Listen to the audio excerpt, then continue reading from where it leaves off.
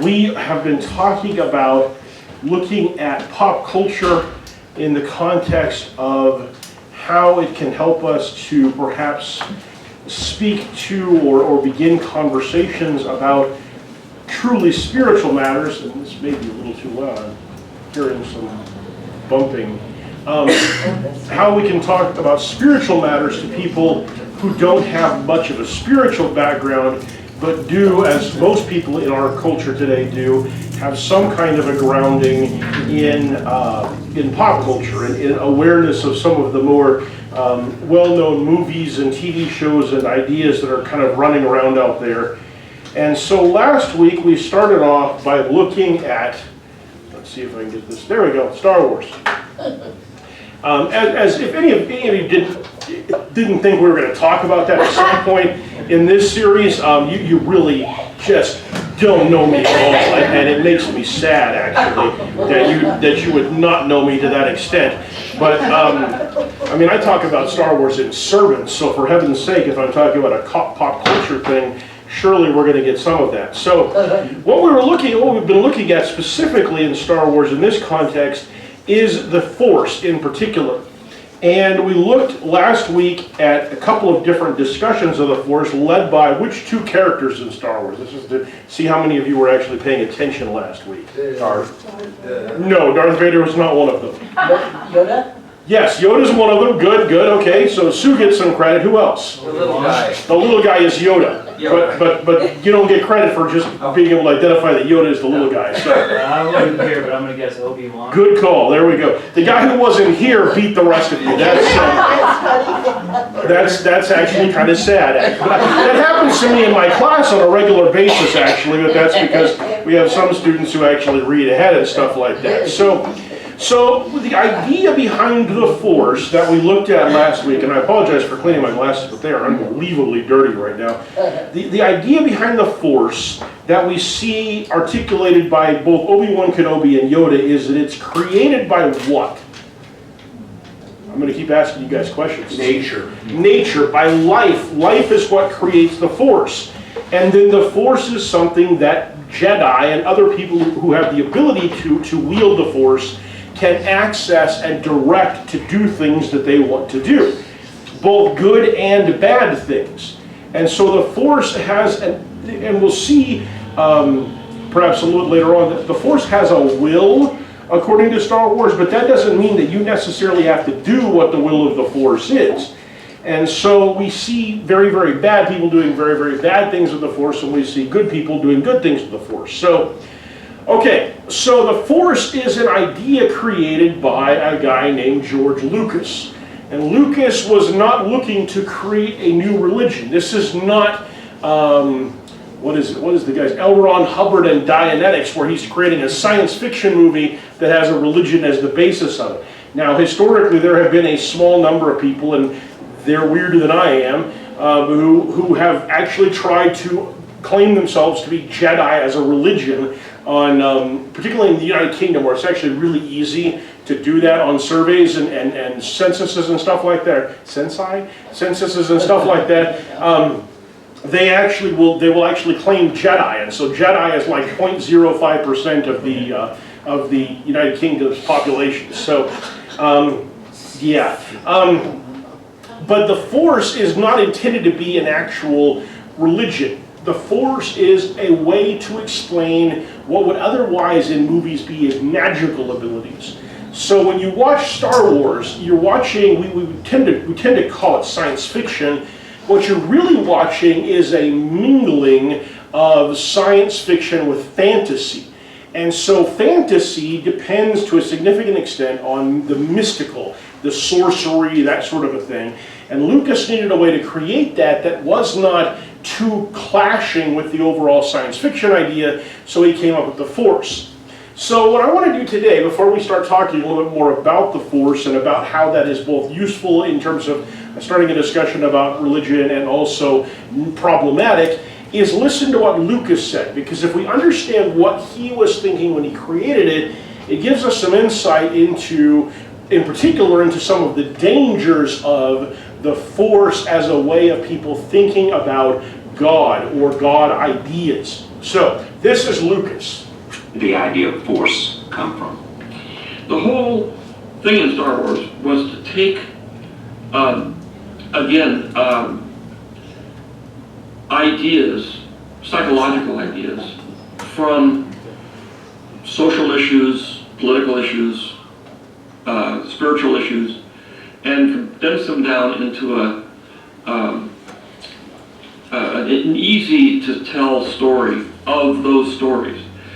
The Force basically came from, distilling all of the religious beliefs, spiritual beliefs, go all around the world, all through time, finding the similarities, and then creating an easy to deal with metaphor for what religion is. And the point is that in the very beginning, when you have people worshiping rocks and deer, they called it life force. They called it the Force. That's what it was. And so, where did the name come from? It came from basically life force, of what the more primitive religions believed in. And then you go through all the other religions, and they have the same thing. It's all the same. Whether you believe in God, don't believe in God, believe in religion, don't believe in religion. The issue is that you either don't believe there's anything else out there, which is a little, I think, would be hard to live with at the same time. I believe something's out there, I just don't know what it is. I have no idea, or what I dare to guess, but I do know that religions aren't based on it.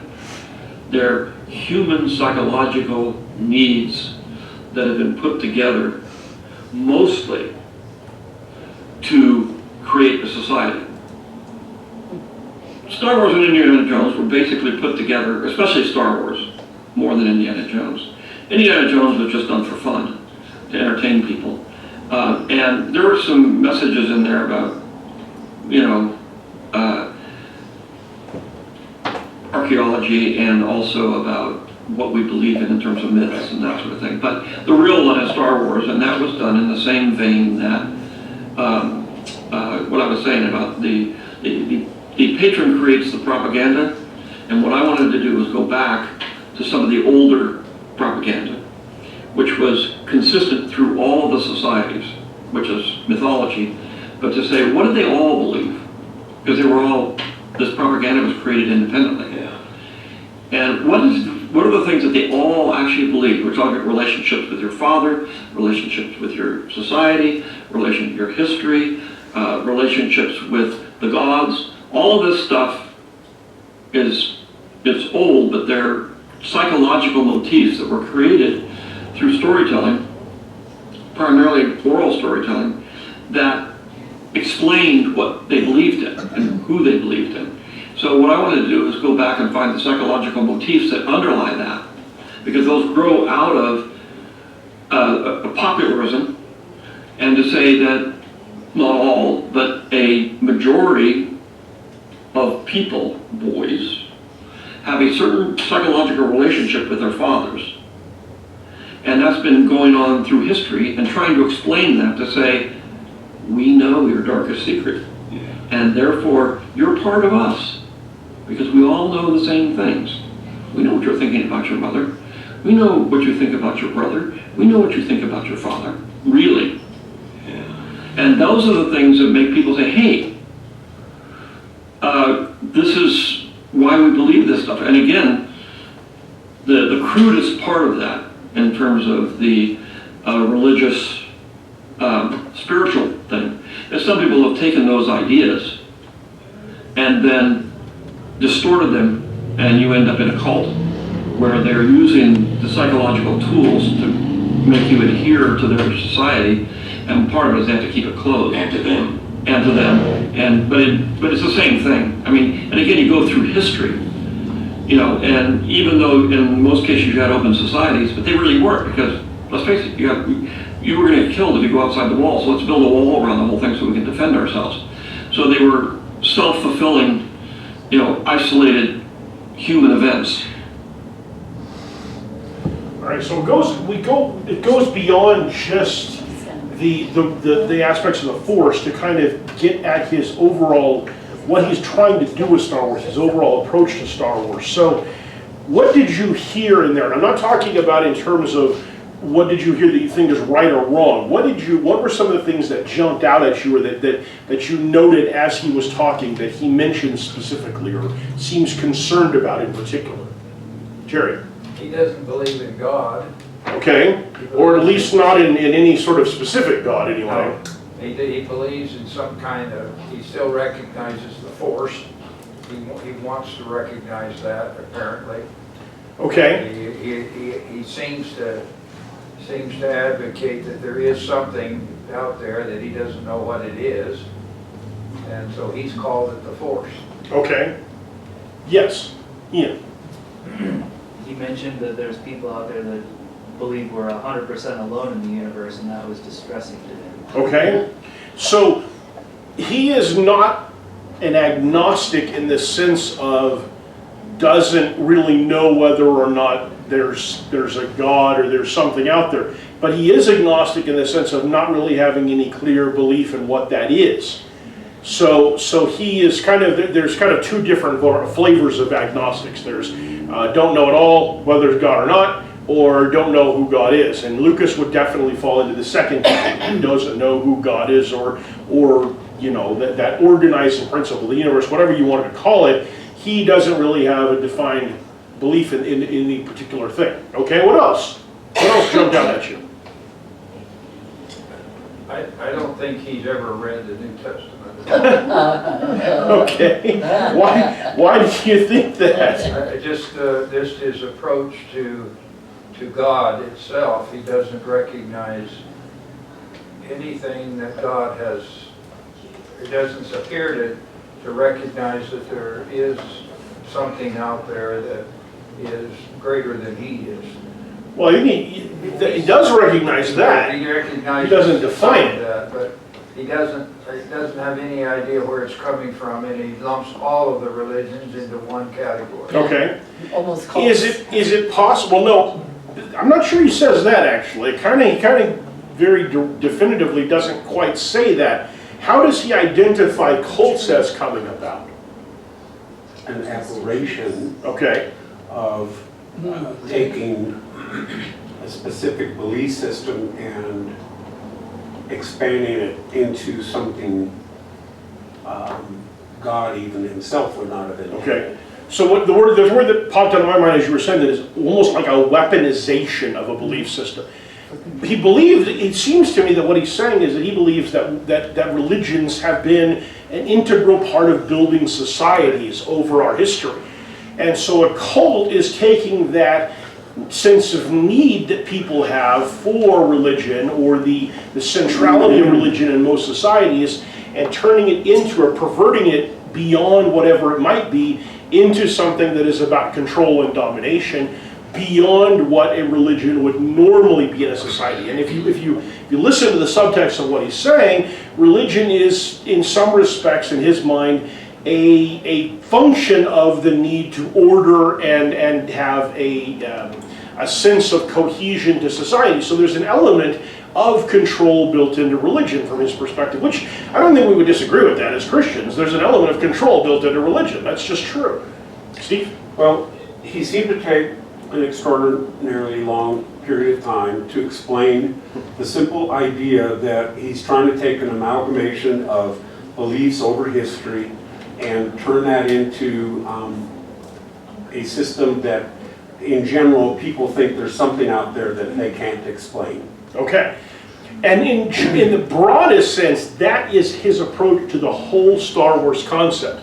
Everything he's doing is built around this idea. I mentioned this very early on in this series, of this idea around universal mythology. So his hero characters are built around universal ideas of what heroes should look like and do and to go through. His villain characters the same way. His plot lines overall, his force does the same thing with religion. So it's really important that when we think about and talk about the Force, that we recognize that it is very much not designed to portray a specific kind of religion or faith system, but rather it is focused on making the widest possible audience identify with some aspect of it. And that's what good movies generally do. Let me rephrase that. That's what successful movies generally do. They are designed to maximize the appeal of their story to the audience or the potential audience that you're talking about. And so they tend to use common themes like that. Did he write the books also? The Star Wars books? Yeah. Well, Star Wars was novelized based on the movies, so it's not like Harry Potter where the books were first and the movies were later. This is movies first. Books were novelized based on the scripts that he was So he creating. write the books then? In essence, yes. At least while he still had control of the medium, yes. So the stories, the underlying ideas are his. And this is not in this interview, but I'll tell you this. That this comes out in some of his other interviews, probably actually in this one, but we're not going to watch far enough into it to see all of that. Lucas is, if you listen to what he's talking about with Star Wars, he was obsessed with telling the entire story of Star Wars and not letting anybody else take it away from him. Because his first forays into directing, into making movies, were with a movie called THX 1138, I believe that was what it's called, and the second one was called American Graffiti. Anybody ever seen American Graffiti? Yeah. Okay, there's a few, actually some of you who haven't seen Star Wars maybe have seen that one, but so in both cases, THX 1138 was considered a groundbreaking short science fiction film that he wanted to make and expand into something bigger. When he tried to do that, the studio came in and looked at it and said, we don't understand this, we're gonna toss it basically. And so it did not come about the way he wanted it to. American Graffiti, the studio stepped in and tried to make a bunch of edits until he released the movie, and it actually did really, really well. And so Lucas became very leery of the studios interfering with his work. And so in the case of Star Wars, what he was the most concerned about was to maintain the ability to tell his story of the first three movies. The second three movies that are actually the prequel to the first three movies, that was kind of just a very dim idea in his mind at the time. But he wanted to tell the story of those first three movies, what became the original Star Wars, The Empire Strikes Back, and Return of the Jedi. He was very concerned with doing that. And so he's very concerned with maintaining control over that as well. And that begins to kind of come out in almost everything he says about the movies. You have this sense of his desire to control the story in a very absolute way. So what does that tell us about George Lucas as a person?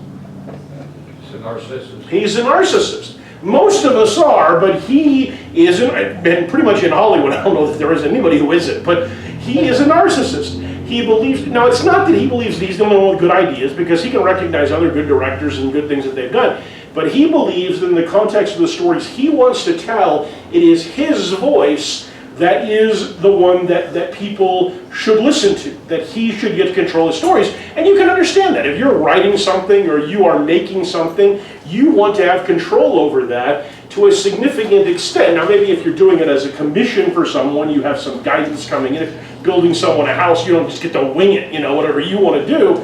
But nevertheless, this idea that he should be in control and the degree to which he wants to do it makes him a narcissist. And the success of Star Wars, ironically, only fuels that in a real way. So I say that without necessarily being critical about it, but we have to understand that his approach to making this movie, which comes through in the movie in certain ways, is one of, I've got the right idea and everyone else should listen to it. When it comes to this at least. So the Force is not based just on Christian principles. In fact, it's only based very loosely on Christian principles. Anybody want to guess what particular religion the Force is probably most based on? What particular set of religious beliefs? First Americans. What's that? No, it's not Native Americans, although it does impact, it does tie into that in some respects, and I guess I could see that. It's actually Buddhism. Buddhism is the one that it comes the closest to, because Buddhism, when you listen to some of the stuff about the way that the Force is set up, and when you think about it, it's this general kind of movement of nature rather than a specific, individualized will or something like that. Buddhism is the closest, but it does contain elements of Taoism, of Hinduism, certainly of Christianity, Islam, although perhaps only very loosely and in some ways probably more associated with the dark side than with the light side, but it has little bits and pieces. Now, part of the reason why I would argue that all of these things sound familiar is, in a sense, the opposite of the reason that he thinks they do. Lucas thinks that all of these religions have things that overlap, that speak to all of us, because throughout our cultures, we all need something, and so we all create something. Now, what does that sound like to you? Weakness. Okay, weakness is true, but what do we call it when we're inventing God? We're the greatest. Idols. Idols, idolatry is what we're doing. And we're doing it, we've talked about this a lot of times before, we do it not because we're trying to worship God, we do it because we want to elevate ourselves, and the only way we can elevate ourselves is to make it so that it's the God that we have put in front of us instead of the God that actually is. So in Lucas's mind, the idea of God comes from, the definition of God is from the first. So Lucas would say, okay, there's something out there, and we all kind of know it, but we don't know what it is. So the idea of God comes from a desire, number one, to have a sense of certainty and control, out of which we create, mythologies or religions or whatever, and that's where God comes from. And because we all have kind of some shared experiences as humans and a general sense of this thing out there, we tend to create religions that have certain overlapping features. So that is one possible explanation of how things come about. What is another possible explanation for why most religions have similarities? Because they're created by man who has similar thoughts on what God should look like. Okay, so it comes from that same place, but what are those false religions ultimately modeling themselves on in some sort of very vague way? What does Paul say in Romans? We talked about this last week in my sermon. He does. Observations of the creation. Okay, but interposed between the observations of the creation and an understanding of God is what I want it to look like. Okay, so when we see similarities between religions, it's kind of like if you go throughout human history, you can find a whole bunch of different flood stories among a whole bunch of different cultures. Why do you suppose that is? Someone out of the group saw it happen. Because there was a flood, and a bunch of different people who didn't believe in Yahweh came up with explanations for how it happened, or with mythologies for how it happened. But the ultimate beginning point of the flood stories isn't some shared fear of drowning. It's the actual biblical flood that took place that people perceived and experienced and came up with ways of telling their descendants about. And so you can go through and you can find a number of different examples of this, particularly in the Middle East, in Africa, in some of the places where some of the earliest cultures developed. You can find similarities between a lot of different religions. And the argument Lucas would make, and that many others would make, is that's just part of the common human experience. But the argument that we should be making as Christians is, no, that's not what's happening. These are real events that took place, and a clear version of the story can be found in the Bible. And what has happened is a whole bunch of different cultures and peoples and nations who experienced it without access to the special revelation of God invented their own explanations for what is going on. And by the same token, when we look at a lot of the similarities between religions, I tend to believe that it comes from a place of that recognition of nature that Paul talks about. What is known about God is made known to them because through the creation He's made it known. People recognize that there's something in creation that speaks to the existence of a God, and that speaks to some things about His characteristics. And those ideas tend to bleed into the things that we believe. That's what I think that Paul is saying in Romans, and I think that's what we can see around us. But the difference is that God manifests and reveals Himself specifically in the Scripture so that we can understand what nature means. Whereas the rest of the world, and that's why idolatry almost always begins with animals and animal-type things, nature-type things, because we see glory in the creation and we go, well, there must be something there, so we pull that in. And so the force suffers, or is compelling, I should say, because it does speak to that thing that we all do, or that most of us do recognize, which is that there's glory in the natural world. But instead of acknowledging there's a creator and therefore that's why this exists, Lucas chooses to flip that around and say, we all think that something exists, so we all make up explanations for it. So there's a really big kind of difference in this approach. And if you don't understand that, you can very quickly find yourself in a very confusing discussion with somebody who's a big fan of Star Wars in terms of how the Force in some ways speaks to our spiritual side without at all really addressing the needs that we have spiritually. And that's a really important distinction.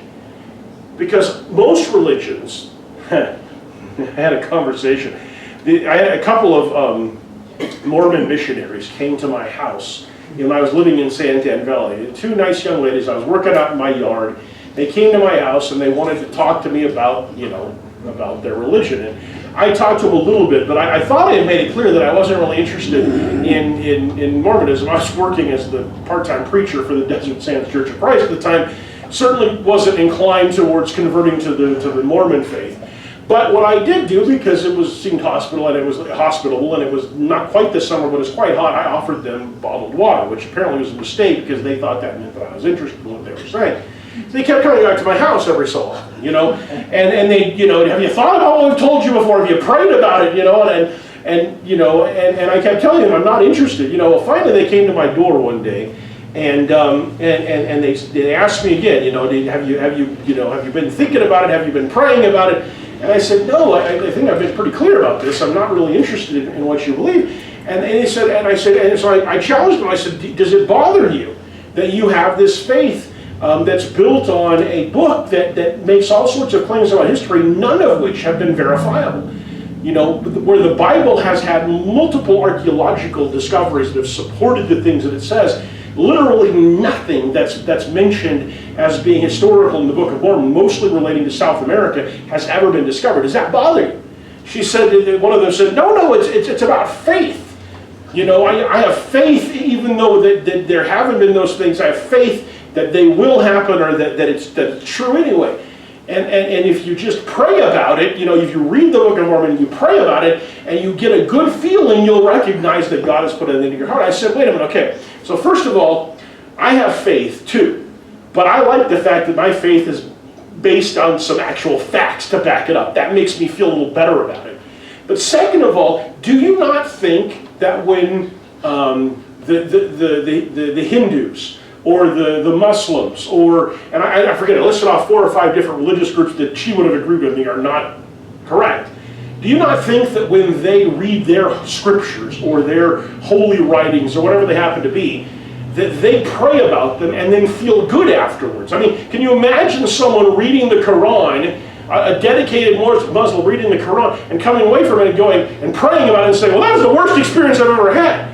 Of course not. Because if they did, they'd stop being Muslim or Hindu or whatever if that consistently happened.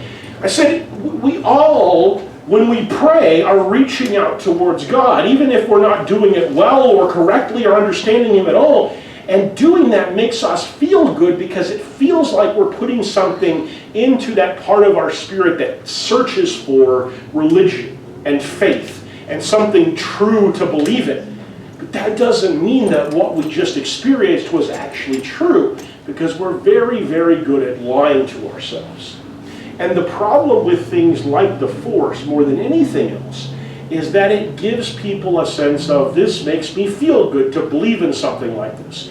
It makes me feel good to believe that there's some kind of creation energy or deist energy that many of our founding fathers believed in deism, the idea of a God who was as much a creative force as an active individual person who would set the universe in motion and set up its laws and make sure that it followed those laws and then kind of step back and let it happen.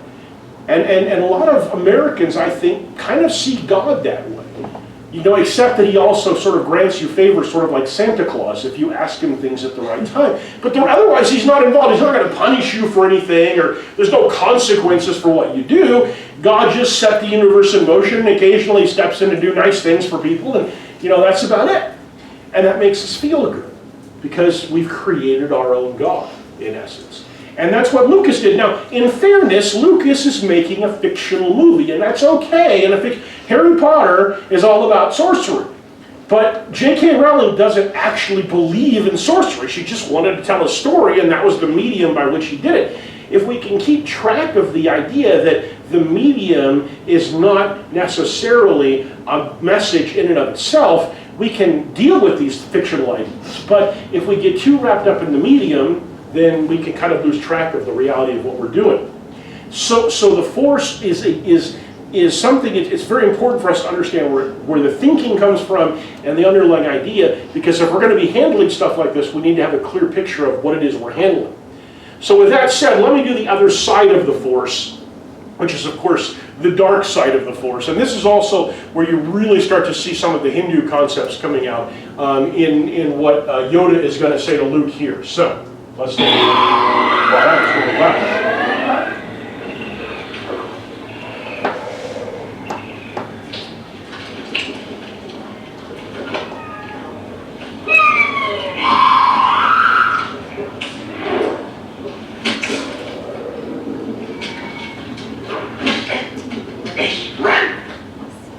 Yes, Jedi strength flows from the Force, but beware of the dark side. Anger, fear, aggression. The dark side of the Force are they. Easily they flow, quick to join when they fight.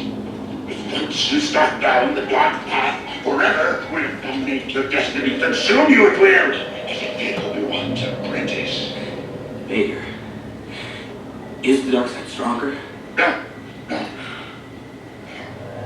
But the busier, more seductive. But how am I to know the good sides from the bad? You will know when you are calm, at peace, passive. A Jedi uses the Force for knowledge and defense, never for attack. But tell me why I can't. No, there is no why. Nothing more will I teach you today. Clear your mind of questions.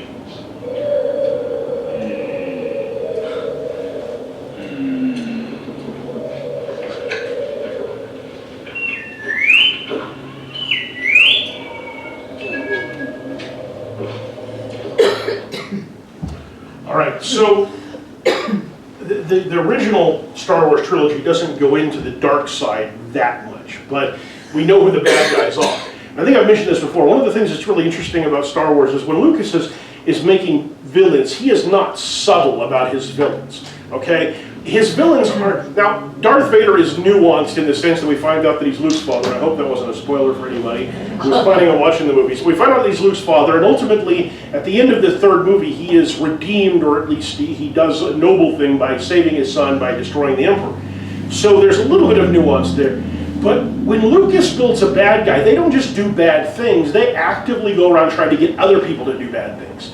And to me, even as a kid, that became sort of the ultimate definition of what a bad guy is. A bad guy doesn't just do bad stuff, he tries to get other people to do bad stuff. Which is also, you know, what Satan is he's the guy who's not just going around doing bad things, his primary goal is to get us to do bad things as well. So Lucas articulates the idea, or through Yoda here. By the way, anybody ever thought about the fact that for a third of this movie, Mark Hamill is basically spending his time interacting with no other human beings, just a green puppet? That's actually pretty impressive as an actor, to actually manage to be able to successfully act for a third of a movie and all you're doing is talking to a green puppet the whole time. There's no actual human on set with you for any of that time. So, anyway, when Lucas is talking about the dark side then, how does he characterize, or how does he differentiate between the light side, or the good side of the Force, and the dark side of the Force? Luke's mentioned on the dark side, they're quick to join you in a fight. Okay. And whereas they're quick to attack also, but then whereas the Jedi or use their power or whatever only for defense, not attack. Okay. Or never attack. So one of the ideas is that the light side is using the Force for knowledge and defense, whereas the dark side is using it for attack. And so we have this idea of violence in the dark side versus a more passive approach on the light side. What else? I thought I saw that you had a choice. You could choose the dark or you could choose the light. Okay, there is no question about that. This is a matter of choice. How you choose to use the Force, how you approach using the Force is going to determine the outcome, in a sense. Mark? Those emotions, fear, anger, is on the dark side. Okay. So all the things that they say are bad or comes from the dark side of you. Okay. Now what's interesting is he doesn't necessarily say that the light side is coming from emotions like love or compassion or anything else. Where does he actually say, and this one's tricky, you may not have gotten this one, where does he actually say the motivations of the light side come from? He says that you will know that you're using the right side of the light side of the Force when you are passive, at peace, calm, stuff like that. This is where, as I said, Buddhism comes out the most clearly right here. Because Buddhism, that is absolutely their argument. You don't try to change the world around you, you change your understanding of the world around you through calmness and meditation and that kind of stuff. And so what's interesting is that when you look at the concept of the Force, the concept of the Force has to do with the idea not of total detachment, but of detaching yourself from specific relationships or concerns. So you don't worry about individual people, except in the moment maybe where you're trying to save somebody or something, but ultimately you're not driven by your attachment to specific people or anything else except the ideals. I found it interesting too, where Luke asked Yoda, is the dark side stronger? And I think that is something that we see across the board with any religion, is what they believe is right cannot be conquered by what they believe is wrong. Okay, that is generally true. Yes, I don't know that I can think of any particular religion where they have this idea that God, or however they define God, can be overcome by the devil or by the evil, whatever evil force you might have. Whether it's Christianity and the idea that God is all-powerful and Satan is not, or it's Buddhism where the idea is that nature is what it is and you can believe whatever you want to, but at the end of the day nature's going to win out because it's actually what's actually happening. So all these different religions, this idea that whoever's right is going to win, at least in the sense of who's stronger. Now there is an interesting aspect to the dark side that I think is kind of worth noting, because Yoda says it's not stronger, and yet when we look at Star Wars, not just the first 3 movies, but the prequel movies and then the subsequent ones, which characters, Force users, tend to be the most powerful? The good guys or the bad guys? The bad guys. Which is kind of an interesting thing. So how would we explain that? How would we explain Yoda saying, and this is already having had experience with the bad guys being stronger, he got beaten by one of the bad guys in a previous movie, although Lucas hasn't written the movie yet. So to some extent these questions are presuming a level of knowledge that even the author didn't have at the time. But how would we explain that the dark side isn't stronger than the light, and yet individual bad guys seem to be able to do more? They have gadgets, they have stuff, they're shiny, they're a lot like, there's a lot of, as far as in Star Wars, a lot of Nazi parallels between, with the dark side and the Empire, and all that, but they have one big fat fallacy that no one that's, I guess, a bad guy or evil can ever get past, and that's greed. Okay. And it will be their undoing every single time. Okay. So, Ian knows the mythology better than most of you do. So, and he's right though. In fact, the key failure of the dark side is the attachment to things that I want and the need to control things. So that's where we see the fall of Anakin Skywalker, who becomes Darth Vader. He doesn't start off being evil. He starts off loving someone individually in a way that makes him unwilling to let her go or allow her to be harmed. And by doing that, he then opens himself up to pursuing things that are really about what he wants. And so a big part of Star Wars' mythology when it comes to the Force is you can't do things because they're what you want. You have to do things because they're right or because it's what the Force wants. So again, we start to see some parallels to the way Christians think, but very murky relative to them. Yes? Well, it feels like there's also the devil and even hell to a certain point in juxtaposition to the good too there. Expand on that. Tell me what you mean by that. Well, I'm a little embarrassed to say, but isn't the devil fallen from good? Yes. And we have Darth Vader that's fallen from good. Okay, so you have that idea.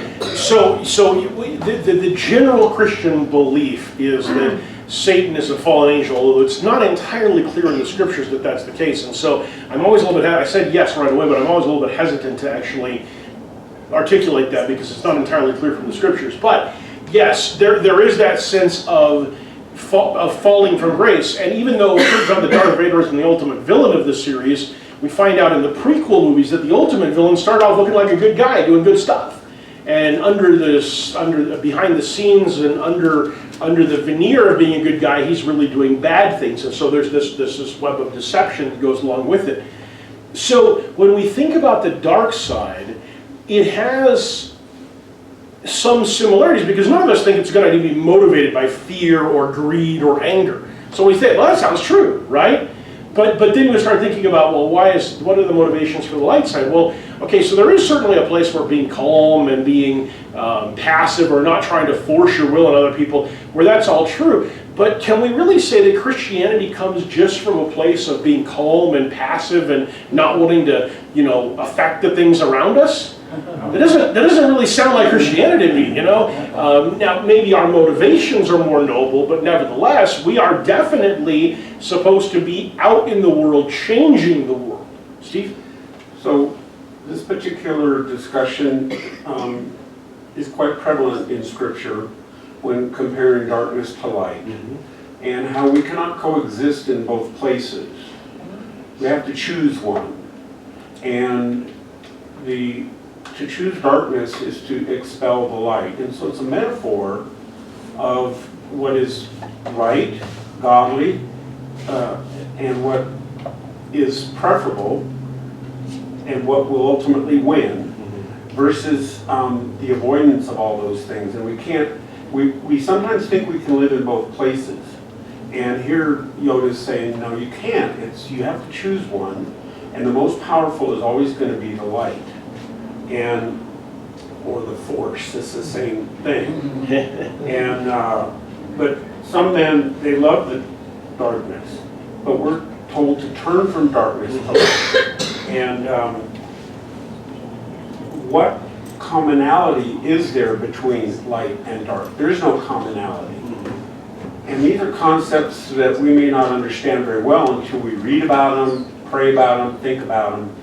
But, he's writing a science fiction movie, and I believe many of the movies that are written or stories are based on principles you can find right in the Bible. Yes. And there again, because of that, because the ideas in the scriptures bleed out into culture, into ideas, even if people don't accept them, don't follow them, it bleeds into this as well, and we see it here as well. Now, let me address two things real quick. One is I asked you a question and never really addressed the answer to it. How is it that the bad guys always seem more powerful than the good guys, and yet Yoda is asserting that the good side is better? And this is because ultimately in Star Wars what you see is because of their inherent greed, the bad guys can rarely, if ever, work together except by just completely dominating things. And if you've ever thought about one of the great strengths of the United States when it comes to war, is the fact that we are not afraid to let people make smart decisions that don't always follow the rules that we would set up. So we have independent thinkers as generals and commanders, and we let them excel and do the best that they can without trying to rigidly control every aspect of their decision making. Do you think Hitler was able to do that? Except Vietnam. Okay, well, and there's a reason why we lost that war, isn't there? You know? So you look at the wars that we've won, though, and you think about particularly World War II, if you go through and look at the mistakes that were made by the Nazis, by the Japanese, and to a lesser extent by the Italians in the war, many of them derive from one guy saying, you have to do it my way, even though other people who had good ideas are saying, let's not do it that way. Whereas on our side, whenever a guy said, I have a good idea, we listened to it and it was a good idea, we let him do it. And so the willingness to share power and to share decision making is a major reason why in the Star Wars movies at least, the good guys win. Because their power is distributed among a lot of people, whereas the bad guys tend to consolidate power in a very limited way. So you take the Emperor out, and there's no system left to make things work after that. You take out one rebel, there's still a lot of other people who are going to do the right thing. That's the idea. And here again, we see some, in the real world, we see some ways that that actually reflects the real world. But here's the biggest problem with the Force. And the biggest problem is the dichotomy. Because the Force is meant to be the God power, creation, whatever you want to call it. And so within the Star Wars universe, the idea is that the Force exists, and there is a dark side and there's a light side, and you're tapping into one with positive emotions for the light side and negative emotions and thinking for the dark side. But ultimately, it all comes from the same place. Now, how is that different from what we believe and what the Scriptures teach?